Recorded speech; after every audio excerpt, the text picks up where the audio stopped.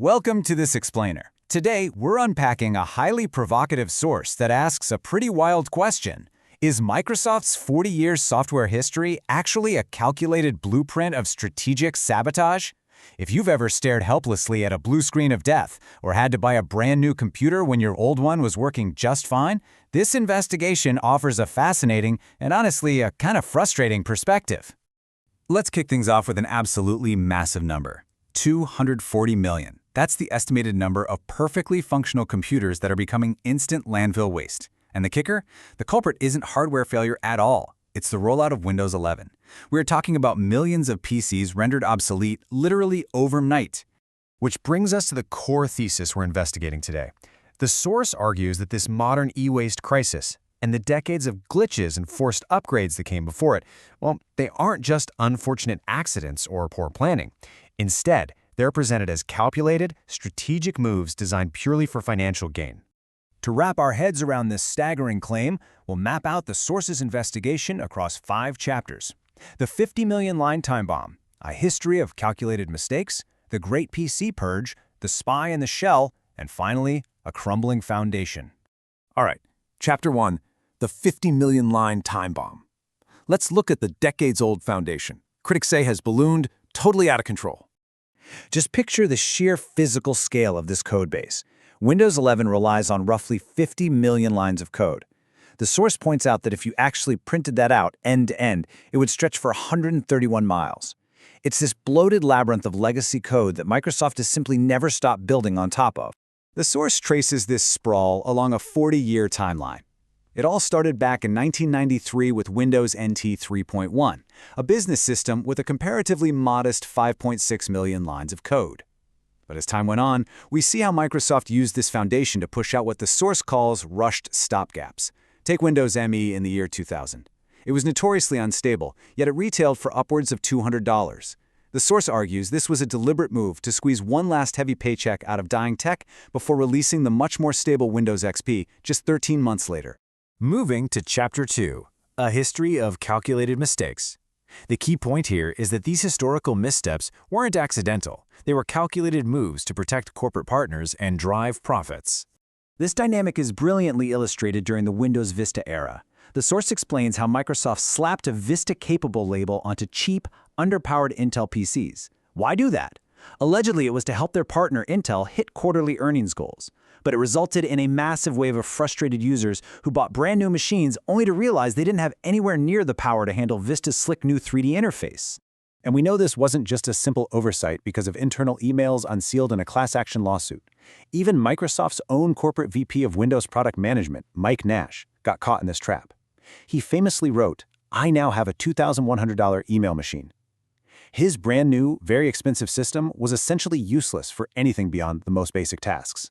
Fast forward to Windows 8 in 2012, and we see a similar pattern of disregarding the core user base. The source highlights a fascinating Reddit comment from a former UX designer who worked on Windows 8. He revealed that the clunky, touch-focused Metro interface was intentionally forced onto traditional desktop users to capture the casual mobile demographic. And as for loyal professional users trying to multitask, the designer admitted they would just have to deal with it. They were essentially treating hardcore users as a captive audience. That historical pattern brings us right into Chapter 3, the Great PC Purge. We're looking at the massive hardware fallout happening right now. On paper, the strict checklist for Windows 11 seems pretty standard for a modern operating system. A 64-bit processor, multiple cores, 4 gigs of RAM. Makes sense, right? But the source points out that these baseline requirements quietly excluded up to 60% of older yet perfectly functional machines from ever making the upgrade. But the real culprit driving this purge, according to the source, is the strict requirement for a TPM 2.0 chip. This is a physical hardware security barrier meant to store encryption data. The catch is that it only became standard in consumer PCs after 2015. You can't just easily snap one of these into an older motherboard like you would with RAM. So millions of computers were just permanently locked out overnight. Because of that sudden forced obsolescence, Canalys Research estimates a staggering 105 million pounds of electronic waste is headed straight for landfills by the end of 2025. That's the 240 million PCs we were talking about at the very start of this explainer. To put that environmental cost into perspective, the source equates 105 million pounds to tossing out 320,000 cars. Or, get this, if you stacked all those discarded laptops flat on top of each other, the tower would reach 370 miles taller than the diameter of the entire moon. It's almost hard to wrap your head around. Yet, while environmentalists are ringing alarm bells, the source argues this was actually a massive financial win for Microsoft. Their stock surged from under $250 a share around the announcement to over $400 a share, heavily fueled by a forced wave of new PC sales as users scramble to meet those strict Windows 11 requirements. The environment takes the hit, but the stock price absolutely wins. Chapter 4: The Spy in the Shell. What exactly is the new operating system doing with all this freshly purchased hardware? Let's talk data privacy. The source points to an eye-opening analysis by the PC Security Channel, diving into Windows 11's intense use of telemetry. Telemetry is basically the automated process of collecting and transmitting your usage data to exterior servers. The analysis shows this heavy telemetry transforming Windows 11 into what critics are calling an unavoidable ad delivery system. Your computer is actively tracking you and pinging third-party servers before you even open up a web browser. And this data extraction escalated wildly in 2024, with a feature called Windows Recall. This was a Copilot AI feature the source claims was essentially rushed out the door just to beat Apple to the punch. What did it do? It automatically took a screenshot of your desktop every few seconds, creating this unrelenting, highly intrusive record of literally everything you did on your machine. And how was this highly sensitive visual diary secured? Well, the source notes that cybersecurity expert Alexander Haganah was horrified to find this massive trove of personal activity was saved in a plain text database without any encryption whatsoever.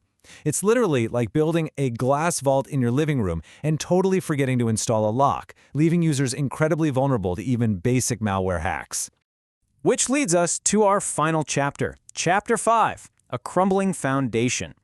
Let's pull all this evidence of forced hardware upgrades, calculated glitches, and intense data harvesting together. Analysts suggest the only real fix for this bloated 50 million line monster is to start completely fresh with modern code. But there's a huge catch. The source concludes Microsoft will likely never abandon its flawed 40-year-old foundation because doing so means losing backward compatibility. And if they lose that, they lose their guaranteed captive audience and their highly profitable monopoly. So that leaves us with the ultimate question posed by the source's investigation. After 40 years of calculated e-waste, strategic sabotage for profit, and rotting code, does Microsoft even know what it's doing anymore? Is this cycle of forced upgrades just going to continue forever, or will market pressure finally force them to ditch this 40-year-old foundation?